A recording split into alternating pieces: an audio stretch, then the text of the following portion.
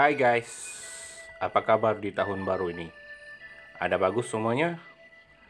Harapan kita di tahun 2022 ini, azam baru, rezeki baru, keadaan baru, masa depan baru, semua serba baru, oke?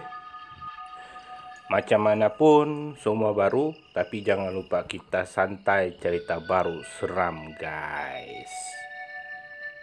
Oke guys, macam biasa, kisah yang saya kongsikan di sini, di channel ini hanya hiburan, tidak ada niat yang tidak baik, guys. Namun mari kita belajar kebaikannya, yang tidak baik kita buang jauh-jauh. Kisah kali ini saya akan kongsikan cerita dari sahabat saya yang bernama Jo. Bukan nama benar, nama betul, tetapi nama semaran. Jo berasal dari Sabah juga, namun tempatnya tidak perlu saya kongsikan di sini. Mungkin ada beberapa individu juga tahu cerita ini, terutama orang lama atau orang tua-tua. Kisah ini unik bagi saya. Karena unik saya katakan disebabkan menceritakan manusia berubah menjadi hewan tanpa tidak sadar diri sehingga berlaku sesuatu perkara. Kata Jo, di kampung mereka terkenal satu ilmu turun-temurun kepada pewaris tanpa tidak sadar akan berubah menjadi hewan di malam hari. Tidak selalu ini terjadi ataupun berlaku, tapi ia akan berlaku pada masa-masa tertentu sahaja. Jo menceritakan si pewaris selalunya tidak sadarkan diri jika tiba masanya perubahan terjadi. Sebelum perubahan terjadi, si pewaris akan bergolek-golek di ruang rumah. Apabila seluruh pakaiannya terbuka dari tubuh, si pewaris akan melompat ke tanah dan menyentuh tanah.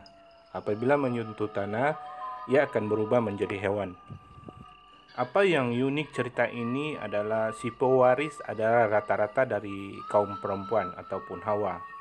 Dan si pewaris juga tidak sadarkan diri apabila menjelma atau berubah wujud menjadi hewan. Apa yang menjadi masalahnya adalah apabila di malam hari mereka berwujud hewan, sehinggalah ke subuh mereka akan bertukar balik menjadi manusia biasa. Namun mereka tidak menyadari dalam keadaan pingsan terbaring di merata-rata tempat. Ada beberapa wanita yang mewarisi ilmu turun-temurun ini menjadi mangsa perkosaan akibat disebabkan si pewaris berubah wujud menjadi manusia, tidak sadarkan diri, terbaring di jalan atau di tempat-tempat tertentu.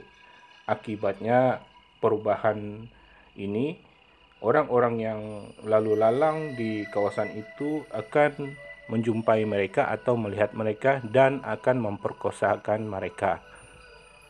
Ini menyebabkan beberapa wanita mengandung tanpa tahu pelaku sebenarnya. Apa yang menyeramkan mendengar cerita ini apabila mereka berubah wujud bertukar hewan. Tujuan mereka mencari mayat yang baru dikubur, mereka korek dan memakan mayat tersebut. Mereka juga mencari mangsa yang sedang sakit tenat. Roh ataupun semangatnya mereka tarik dari tubuh menggunakan ilmu mereka dan menjadi santapan mereka. Kisah ini terjadi di kawasan Sabah juga, di kampung tertentu. Namun saya merahasiakan tempat ini agar tidak ada aib yang terjadi di channel ini. Ini yang diceritakan oleh Jo kepada saya. Namun ini berlaku dahulu semasa moyang Jo lagi. Disebabkan agama berkembang pesat di rata-rata tempat, perkara ini tidak lagi berlaku sampailah sekarang. Saya pernah mendengar cerita ini ketika masih kanak-kanak. Abang angkat saya berasal dari Indonesia menceritakan hampir sama seperti Jo ceritakan. Kata cerita abang angkat saya dari Indonesia, ada juga ilmu bertukar menjadi hewan. Ada sepenuhnya seperti hewan, ada juga separuh manusia separuh hewan. Mereka mengamalkan ilmu hitam. Tetapi kisah Joe agak unik, di mana ilmu ini turun-temurun dan korban si pewaris tanpa rela tidak sadarkan diri malah menjadi korban perkosaan akibat perubahan wujud mereka. Pantang larang mereka adalah si pewaris akan bertukar menjadi manusia sebelum hari subuh.